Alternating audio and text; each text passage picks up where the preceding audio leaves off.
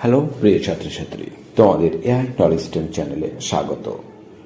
আজকে আমাদের আলোচনা বিষয় হচ্ছে একাদশ শ্রেণীর ইতিহাসের 1 মার্কের কিছু প্রশ্ন উত্তরটি। এটা হচ্ছে তৃতীয় অধ্যায়টির নাম হচ্ছে শাসনতন্ত্রের ধারণা ও তুলনামূলক পাঠ। এটা মূলত এই অধ্যায়ের আমরা 4টা পাঠ করব।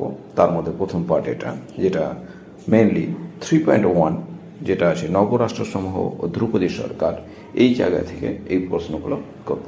এরপরে আমরা পার্ট 1, পার্ট 2, পার্ট 3, 4টা পার্টে এই অধ্যায়টার সব প্রশ্নগুলো কমপ্লিট করব। তো চলো শুরু করা যাক এই পার্টের গুরুত্বপূর্ণ প্রশ্ন উত্তরগুলি। তো প্রথম প্রশ্ন, গ্রিকরা নিজেদের কার বংশধর বলে মনে করতেন? হেলেনের বংশধর। 2, গ্রিকরা নিজেদের কি বলতো? হেলেনীয়। 3, গ্রিক সভ্যতায় আরেক নাম কি? হেলেনীয় সভ্যতা। 4, গ্রিক শব্দ পলিস এর ইংরেজি অর্থ কি? City state.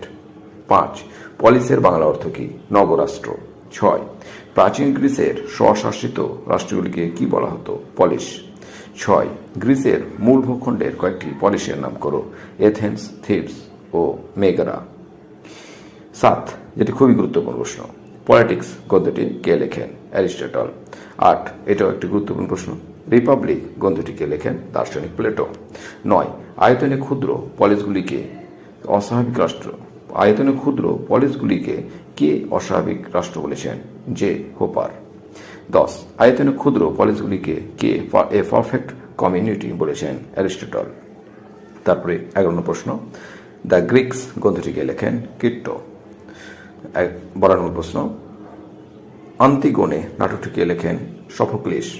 13, গ্রিসের পাহাড়ের চূড়ায় বা পাথরের প্রাচীন পুষ্টিত যে কেন্দ্র স্থাপন করত তাকে কি বলা হতো?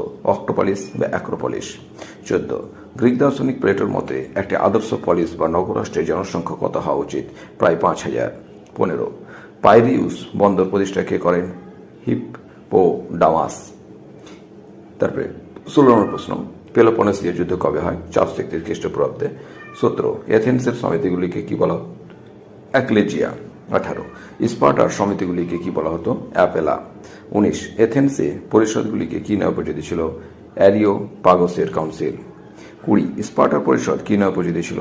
গেরুসিয়া। 21, এথেন্স ও স্পার্টার ম্যাজিস্ট্রেট কি নামে পরিচিত ছিল? এথেন্সের আরকান ও স্পার্টায় ইফর নামে পরিচিত ছিল। 22, গ্রিসের কোন রাজনৈতিক সংগঠনটি বিচার বিভাগে দায়িত্ব পালন করত? ম্যাজিস্ট্রেট। 23, গ্রিসের কোন পলিসে জুরি আদালত বা হেলাইনের অস্তিত্ব ছিল? এথেন্সের। 24, এথেন্সের বিদেশিদের কি বলা হতো? মেটিক। 25, কৃতদাসদের এথেন্স ও স্পার্টায় কি বলা হতো? এথেন্সে থিটিস ও স্পার্টায় হেল্ড। 26, গ্রিসের অধিকাংশ নগরাষ্ট্রে জনসাধারণের জন্য একটি বাজার প্রতিষ্ঠা করা হতো, তাকে কি বলা হতো? অ্যাগোরা। 27, গ্রিসের নগর প্রাচীরের বাইরে গ্রামীণ দরিদ্রদের বসতি অঞ্চলে কি বলা হতো? চোরা। 28, প্রাচীন গ্রিসে কতগুলো পলিস গড়ে ওঠে? প্রায় 1500টি। 29, গ্রিসের প্রধান ধর্ম কি ছিল? পেগান ধর্ম। 30, গ্রিসের শ্রেষ্ঠ দেবতা কে ছিলেন? জিউস। তারপরে 31, গ্রিসের আকাশের দেবতা কে ছিলেন? জিউস। 32, গ্রিসের সাগর ও ভূমিকম্পের দেবতা কে ছিলেন? পসিডন। 33, গ্রিসের পরলোকের দেবতা কে ছিলেন? হেডিস। 34, সমুদ্রের নিকটবর্তী কেফিসিয়ান উপত্যকায় অবস্থিত নগরাষ্ট্রটির নাম কি? এথেন্স। 35, কোন দেবীর নাম অনুসারে এথেন্সের নামকরণ হয়? দেবী এথেনার নাম অনুসারে। 36, এথেন্সের প্রধান সেনাপতিকে কি বলা হতো? পোলমার্চ। 27, এথেন্সের রাজার বিকল্প যে পদ সৃষ্টি করা হয় তার নাম কি? আর্কন। 38, সোলেনে এথেন্সের বাসীদের কয়টি শ্রেণী বা সম্প্রদায়ে বিরোধিতা হবে না, এটা হবে সোলেন এথেন্সের বাসীদের কয়টি শ্রেণীতে বিভক্ত করেছিল?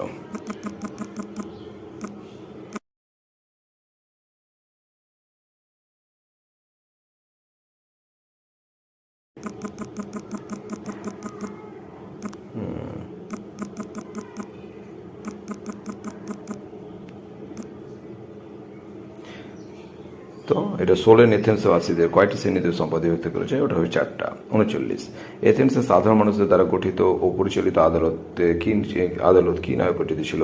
হিলি বা হেলাইন। 40, গ্রিসের কোন নগরাষ্ট্র 2জন রাজার দ্বারা শাসিত হতো? স্পার্টা। 41, স্পার্টার প্রধান পরিষদ কি নামে পরিচিত ছিল? গেরুসিয়া। 42, স্পার্টার ম্যাজিস্ট্রেটরা কি নামে পরিচিত ছিল? ইফর। 43 কার শাসনকালকে এথেন্সের স্বর্ণযুগ বলা হয়? পেরিক্লেসের শাসনকালকে। 44 এথেন্সের সমাজ কয় ভাগে বিভক্ত ছিল? কি কি? উত্তর 4 ভাগে বিভক্ত ছিল, যথা ইওপ্যাট্রিডাই বা অভিজাত গোষ্ঠী, জিওরগি বা ধনী ভিক্ষক, ডেমোনোরাগি বণিক, আর ডেমস জনগণ। এইখানে তোমরা একটা লক্ষ্য রাখবা কি এটা আলাদা আলাদাভাবে দিতে পারে, কি ডেমস বলতে কি বোঝো তখন জনগণ, ডেমোনোরাগি বলতে কি বোঝে বণিক, এইভাবে করে আসতে পারে। তো আমরা এই ছিল আমাদের 3.1 আলোচনার বেশ গুরুত্বপূর্ণ প্রশ্নোত্তর। যারা যারা এরকম ভিডিও পেতে চাও তারা অবশ্যই চ্যানেলটি সাবস্ক্রাইব